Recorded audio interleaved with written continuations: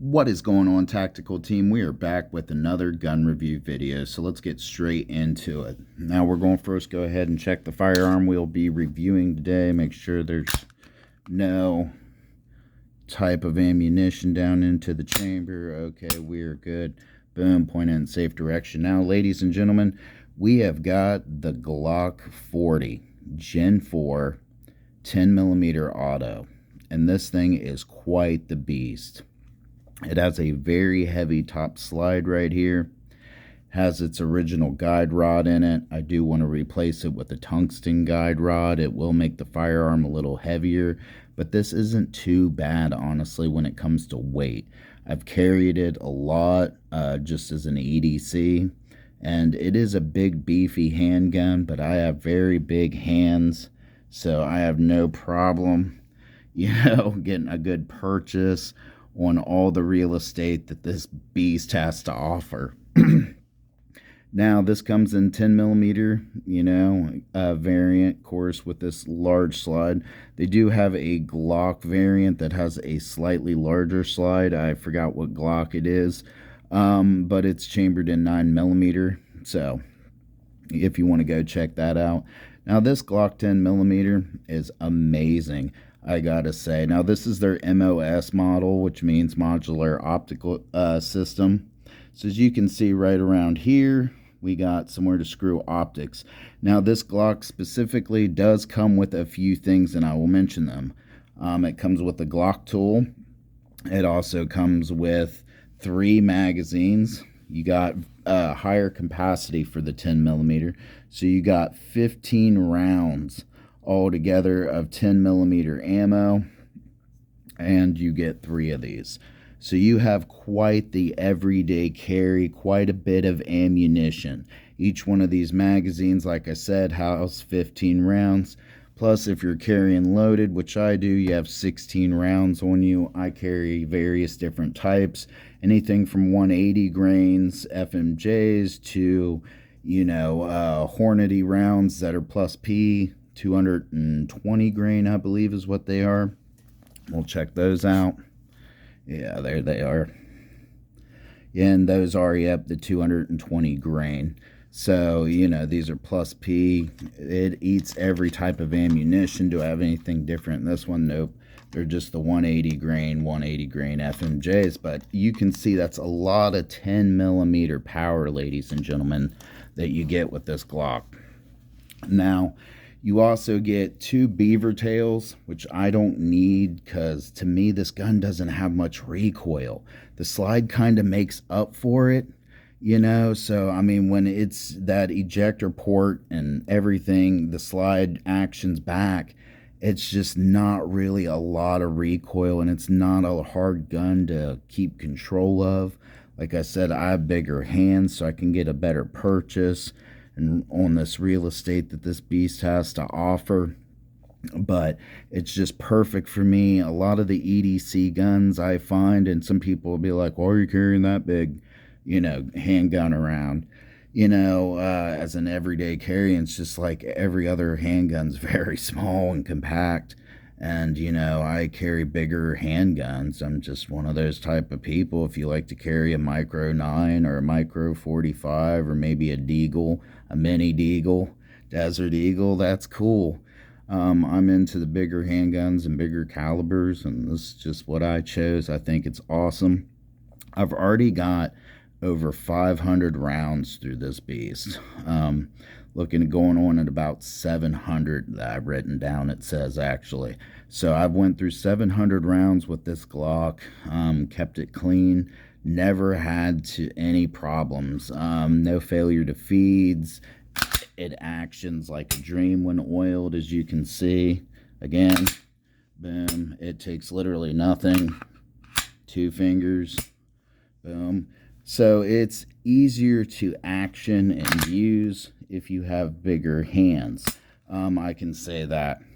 But anyway, so those are all the things it comes with. Now, getting back into the modular optic system, it has 4 platings, ladies and gentlemen. So I learned none of these really fit hollow sun. Do not buy hollow suns of any size for this, because you're going to have to buy either one or two special foot platings. So it goes up in cost with that. But anyway, there are specific scopes. I don't have them written down, but there are specific scopes that go with this handgun. 5 brands. One was Trijicon. Trigicon's really good. Hollow Sun, you're going to have to really customize your plating right here in order to, like, 1 or 2 plates tops. And the bolts might not fit through, and it's just not going to work. I learned that the hard way. But that's a different video for a different day, guys. I'll make a video on the gun employee that's actually been working at the gun store for several years that sold me a optic and said it would work. I even argued with the guy, and he was damn sure of it, but ended up not fitting. And I came back and gave him the proper knowledge so he could do his job of how that works with the K footprint optic. For hollow suns, you're going to need when you go to switch out the modular optic plate here and put an actual optic onto the pistol. But anyway, getting back into it, it has a very wide gripping, a little more wider than at your average Glock, I would say. But they kind of have to beef up and reinforce everything, understand, because it is a very high pressurized round that it is firing.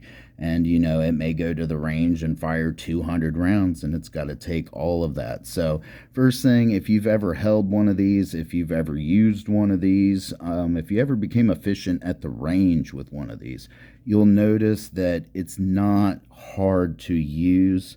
It's very nice, very accurate, and it does help carrying this extra slide.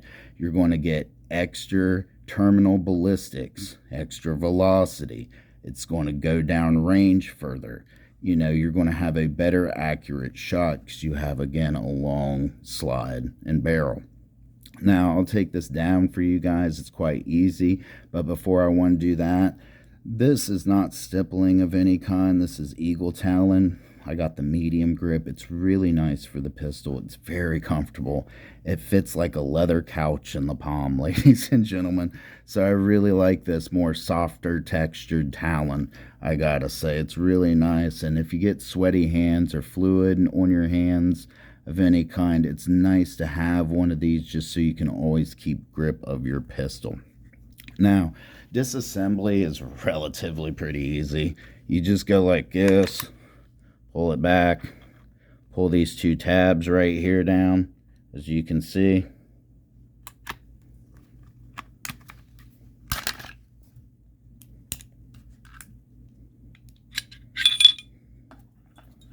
There we go. Make me look like I haven't done this 100 times already.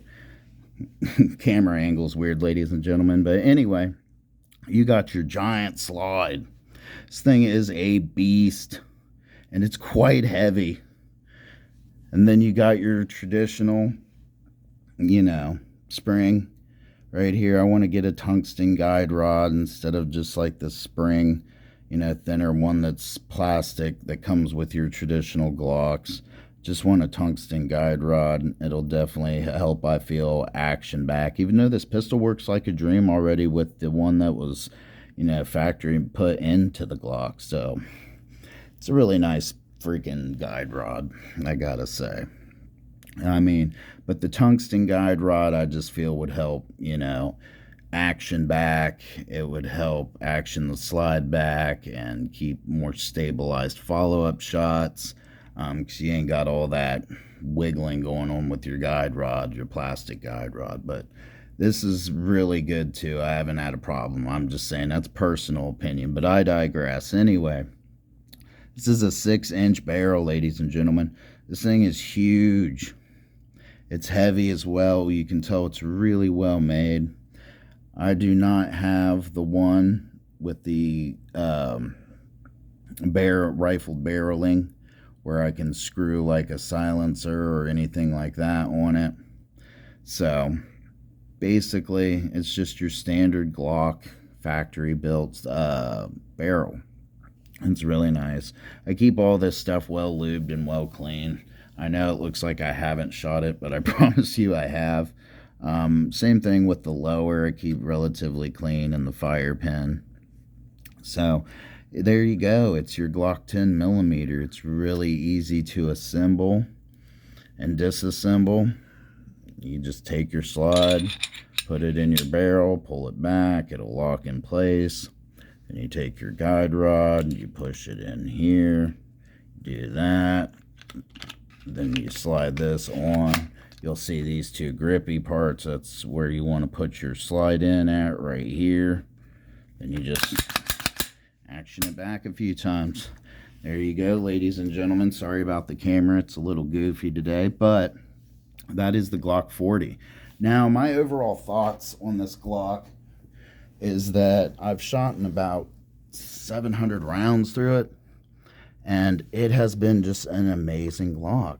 I have replaced I don't like traditional Glock grips. This one was horrible.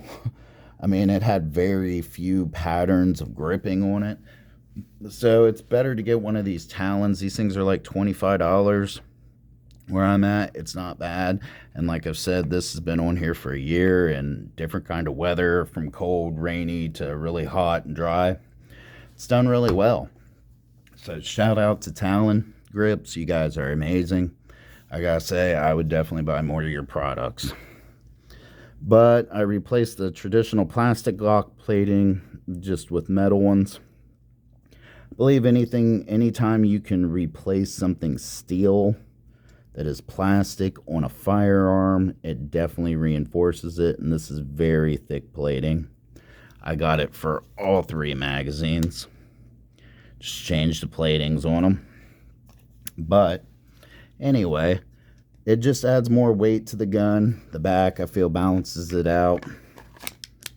So, you know, when it has a magazine in it, kind of balances out the weight, I guess, of the pistol. It's not really too front heavy, but it is slightly. So it's definitely a pistol you want to shoot with both hands. I'm not saying you couldn't shoot it with just one and be accurate, but it's nice. Around my area, it cost me around $700, $750, somewhere in that ballpark at the time. This is a relatively more pricier Glock, just because everything is built to be reinforced because of the nature of the 10mm auto cartridge. And, you know, you do get your money's worth. You get a Glock, which is proven time and time again. Old faithful Glock definitely helps. I used this particular Glock in a self-defense incident, and just, I guess, the sight of it prevented the whole violent encounter, I would say.